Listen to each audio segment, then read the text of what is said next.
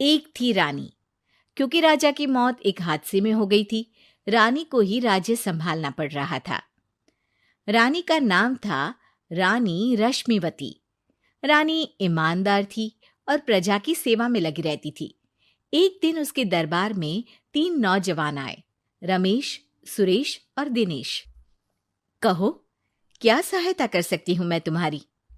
हम आपके दरबार में काम करना चाहते हैं ताकि जनता की सेवा कर सके। लेकिन अभी तो तुम्हारी उम्र बहुत छोटी है। तुम लोगों को तो अभी अपनी पढ़ाई पर ध्यान देना चाहिए। हमारा मन पढ़ाई में नहीं लगता। माता पिता को लगता है कि हम किसी के लायक नहीं है और हम साबित करना चाहते हैं कि हम लायक हैं। उत्साह बहुत अच्छा है, मगर अभी उम्र कच्ची है तुम लोगों की। अरे उम्र से क्या होता है रानी जी? शास्त्रों में लिखा है कभी किसी के ज्ञान को उसकी उम्र के आधार पर नहीं देखना चाहिए। बात तो सही है तुम्हारी। और अगर सच में तुम अगर ये संकल्प करके आए हो कि तुमको यहाँ काम करना है, तो पहले परीक्षा देनी पड़ेगी। 3 परीक्षा, एक शारीरिक परीक्षा, एक बुद्धि की परीक्षा और एक देशभक्ति की परीक्षा। और ये क्या है? वो मंत्री महोदय तुम्हें समझा देंगे। हमारे पास समय नहीं है। अगर तुम लोग तैयार हो तो बताओ। हाँ हाँ, हम तैयार है किसी भी परीक्षा के लिए। मैं भी तैयार हूँ कुछ भी कर गुजरने के लिए। तो ठीक है मंत्री जी, आप इन तीनों की परीक्षा कल से ही शुरू कर दीजिए। जो आ गया रानी साहिबा। अगले दिन से ही तीनों की परीक्षा शुरू हो जाती है। पहले शारीरिक परीक्षा, यानी किस में कितना है दम, ये देखेंगे हम। क्योंकि शरीर में दम होगा तभी तो प्रजा की सेवा में दम लगा पाओगे। हमें क्या करना होगा? वो पेड़ दिख रहा है, जो सबसे पहले चढ़ेगा उस पे दरबार में नौकरी पाने के अवसर उसी के बढ़ जाएंगे। मैं चढ़ता हूँ। अरे रुको रुको, गिनती गिनने दो। 1, 2, 3। 3 की गिनती के बाद रमेश और सुरेश भागकर पेड़ के पास गए, मगर दिनेश आराम से पेड़ के पास गया। जैसे ही रमेश और सुरेश आधे पेड़ तक चढ़ गए, दिनेश ने उन दोनों की टांग पकड़ के उन्हें नीचे गिरा दिया और खुद पेड़ पर चढ़ गया। दिनेश की जीत हुई। अरे लेकिन इसने बेईमानी की। बेईमानी नहीं की, बुद्धि लगाई। शरीर के दम के साथ दिमाग में भी दम होना चाहिए। क्यों मंत्री जी? हाँ हाँ, बात तो तुम्हारी सही है, लेकिन बात अगर बुद्धि की है तो बुद्धि की असली परीक्षा हम कल लेंगे। शाम को जाकर मंत्री रानी को सब बता देते हैं। यानी दिनेश उन सब में ज्यादा होशियार है। जी रानी साहिबा। अगले दिन तीनों की बौद्धिक परीक्षा का समय होता है। आज हमें क्या करना है मंत्री जी? थोड़ा सब्र करो, कल जल्दबाजी में ही हारे थे तुम। सही कह रहे हैं मंत्री जी। अरे तू क्यों ज्यादा बोल रहा है? तू भी तो हारा था ना कल। ए दिनेश, ज्यादा होशियार मत बन। अरे अरे अरे, लड़ो मत। आज की परीक्षा पर ध्यान दो।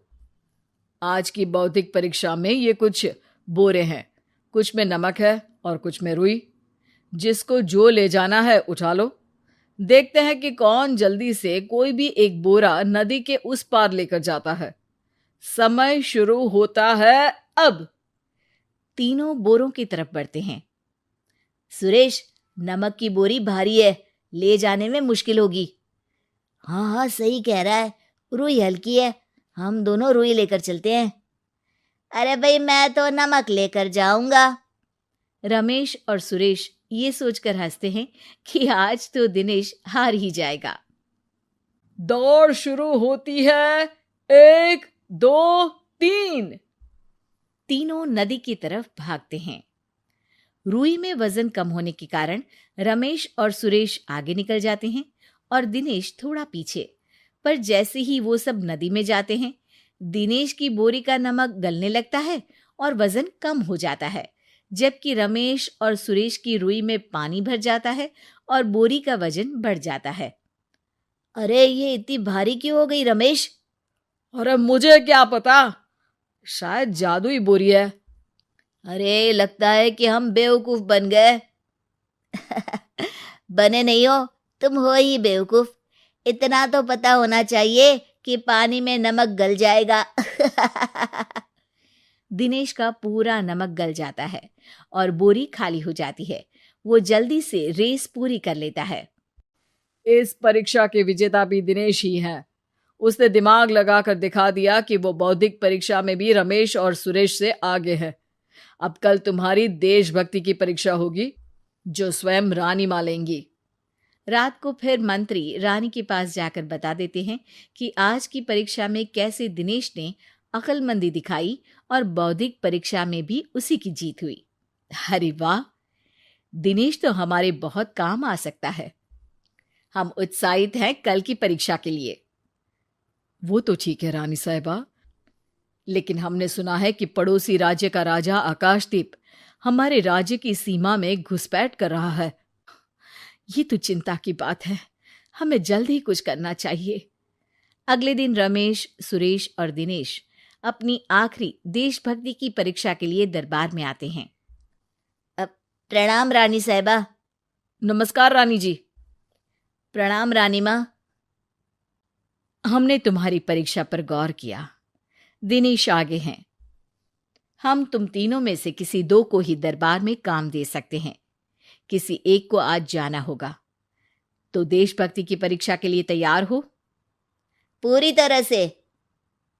मैं तीनों से एक ही सवाल करूंगी। जिसका जवाब सबसे सही लगेगा उसे तो नौकरी मिल ही जाएगी। फिर दूसरे सबसे सही जवाब देने वाले को भी काम मिलेगा। आप लोगों का समय शुरू होता है अब। ज्यादा सोचने का समय नहीं होगा। जो मन में पहली बात आए उसका जवाब दे। तो सवाल यह है कि तुम इस मिट्टी के लिए क्या कर सकते हो? मैं इस मिट्टी को साफ रखूंगा। यहाँ के लोगों के भोजन की कमी को मैं पूरी करूंगा। मैं यहाँ के लोगों को गले लगा लगा के उनको खुशी दूंगा रानी माँ, और गरीबों के लिए घर बनवाऊंगा। मैं इस मिट्टी के लिए किसी की जान भी ले सकता हूँ रानी माँ। मंत्री, दिनेश को एक तलवार दो। जी रानी जी। दिनेश, पड़ोसी राज आकाशदीप की जान तुम्हारे हाथ में है। जाओ, अपना काम पूरा करो। आज रात को तुम उस पर हमला करोगे जब वो सो रहा होगा। दिनेश वहां से चला जाता है। रानी मां, ये आपने क्या किया? अभी किया नहीं है मंत्री जी।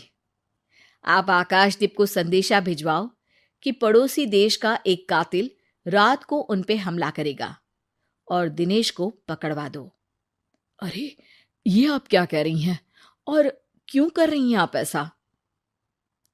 राजा को लगेगा कि हमने उसकी मदद की, उसकी जान बचाकर।